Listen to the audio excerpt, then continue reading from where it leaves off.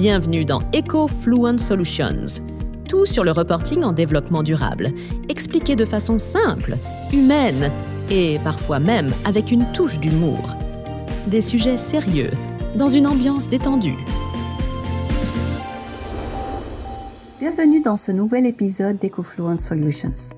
Aujourd'hui, on va parler de 3 lettres qui prennent de plus en plus de place dans le vocabulaire des entreprises, des investisseurs et même des consommateurs. Peut-être vous les avez croisés dans un rapport annuel, mais derrière cet acronyme se cache bien plus qu'une tendance ou un outil de reporting. L'ESG, c'est aujourd'hui un véritable filtre à travers lequel on évalue la solidité, la responsabilité et la vision long terme d'une entreprise. Que signifie exactement ESG ? E pour environnement, S pour social, G pour gouvernance. 3 piliers qui, ensemble, permettent de mesurer non pas uniquement la rentabilité d'une entreprise, mais aussi sa capacité à créer de la valeur durable. Pour ses parties prenantes, pour la planète et pour elle-même. Commençons par le E, l'environnement.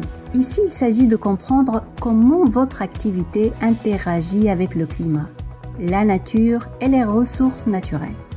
Est-ce que vous mesurez vos émissions de carbone, CO2 ? Est-ce que vous suivez votre consommation d'eau ou d'énergie ? Est-ce que vous avez réfléchi à vos déchets, à vos transports, à l'impact de vos matières premières ? Et surtout, est-ce que vous mettez en place des actions pour améliorer les choses ? Elle a commencé simplement, en remplaçant progressivement ces véhicules thermiques par des modèles hybrides, puis en installant des panneaux solaires sur son entrepôt. Rien de révolutionnaire à première vue, mais ces décisions ont réduit ses coûts, valorisé son image locale et attiré un nouveau client sensible à l'approche environnementale.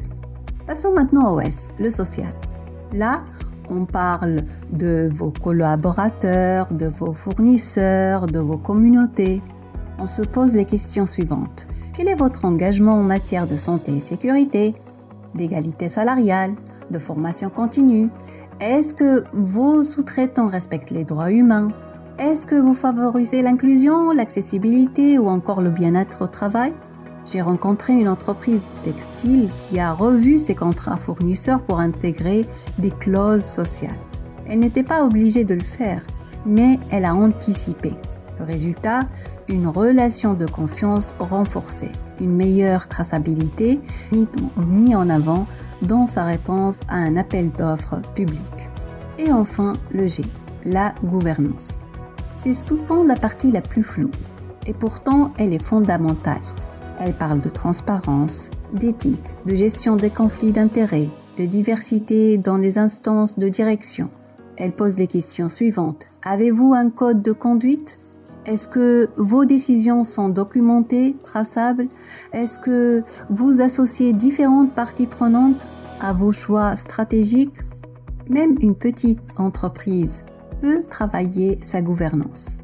Par exemple, une société familiale peut créer un comité consultatif avec un représentant salarié et un expert externe. Juste cette démarche peut changer la dynamique des décisions et apporter une vision plus large. Ce n'est pas une usine à gaz, c'est une boussole. Et le plus important, ce n'est pas de tout faire tout de suite. C'est de commencer là où c'est le plus pertinent pour vous. Et surtout, ne voyez pas ça comme une case à cocher. L'ESG, quand il est sincère, devient un véritable levier d'innovation et de résilience. Les investisseurs y regardent de plus en plus. Les consommateurs aussi.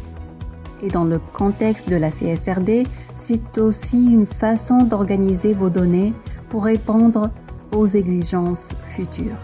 Pouvez-vous faire dès maintenant? Qu'est-ce que vous mesurez déjà? Quelles sont vos pratiques actuelles? Où sont vos forces? Où sont vos zones grises? Ensuite, choisissez 1 ou 2 sujets que vous pouvez structurer ou améliorer. Et enfin, communiquez en interne avec transparence et modestie.